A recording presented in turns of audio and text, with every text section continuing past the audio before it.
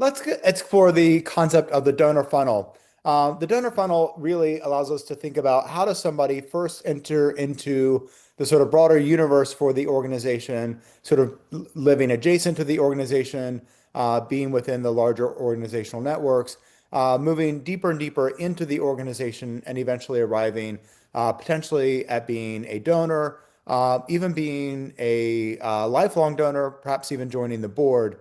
This requires a systems thinking process, systems thinking approach to understanding the world of your customer segments or the world of the communities that your organization serves. So, who are the occupants of all those different communities? How do they move in and around and into your organization? And as they move into and around your organization, how do you bring them into the donor base as well?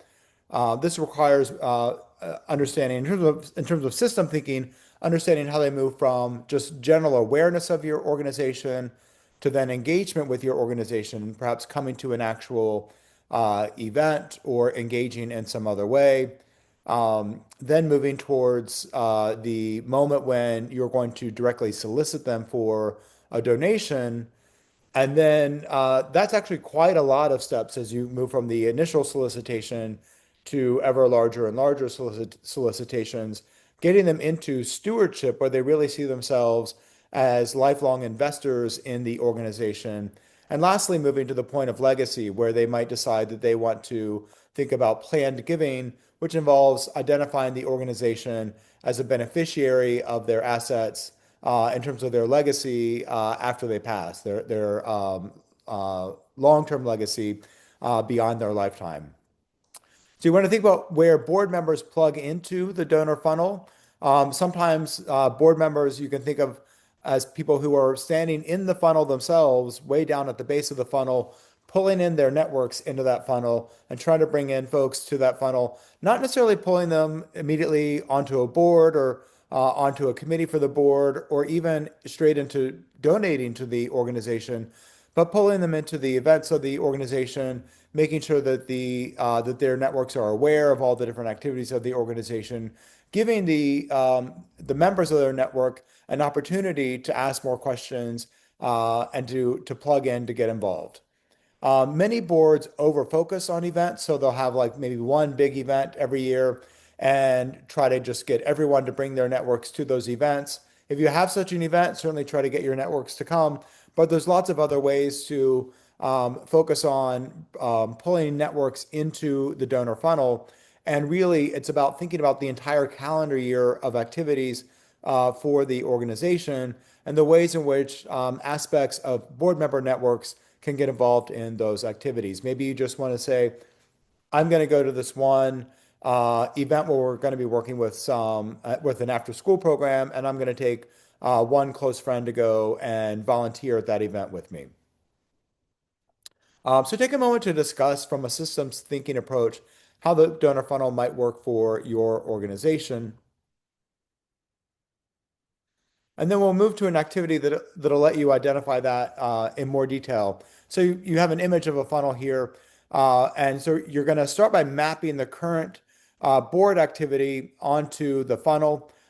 So as a board, what does the board do throughout the calendar year to pull folks into the donor funnel? Is there a reliance on a single event or a gala?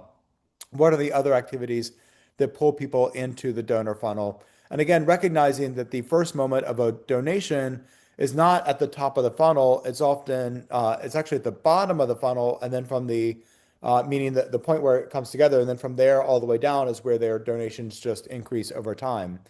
As you do that systems thinking and analysis, start to look for the gaps. Where are there missed opportunities by the board for bringing more of your networks and more of your communities into the donor funnel? Take a moment to work on this activity.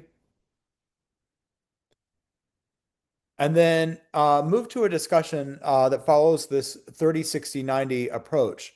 So in this discussion, you're going to plan for the next 4 quarters of the next fiscal year. So let's say you're midway through a current fiscal year. you're going to set that aside and just move to the next fiscal year, just for the sake of the activity, using this 30, 60, 90-day system. At the end of each quarter, which would be each 90 days, you should have a smooth transition to the next. So within each quarter, you want to first think about the first 30 days, identify the tasks, the timeline of those tasks, the responsible party, and then a system for completion tracking across those 30 days.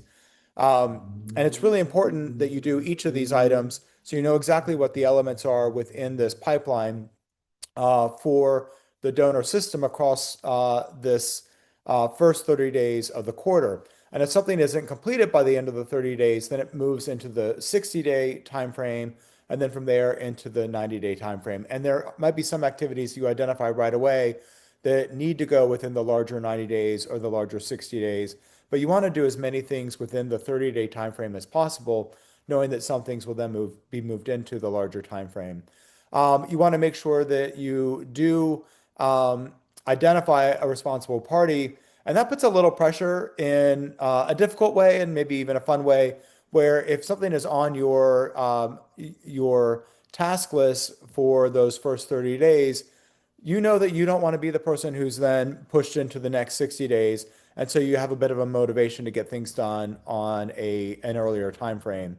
And then you need some system for tracking completion, maybe identifying a task manager who's going to track each of these activities across the board to ensure that each of them are met. Now, again, as far as mapping out the 30, 60, 90 days, that isn't just about doing things as quickly as possible. That's also about the actual calendar year for your organization. So in the next month, what are the events that are taking place for the organization that could help to bring more folks into the donor funnel? In the month after that, what are the key activities that are taking place? And then in the month after that, what are the key activities that are taking place? Across those 3 months, across that quarter, what kinds of goals can you hope to achieve before you move to the next quarter, and then the final quarter of the calendar year, fiscal year? So take a moment to work on this 30, 60, 90-day approach for tracking your donor funnel across the year. And then for further learning, there are some readings from Kindsight, Whole Whale, and Donor Perfect, all organizations that provide a lot of donor and nonprofit fundraising information and strategies.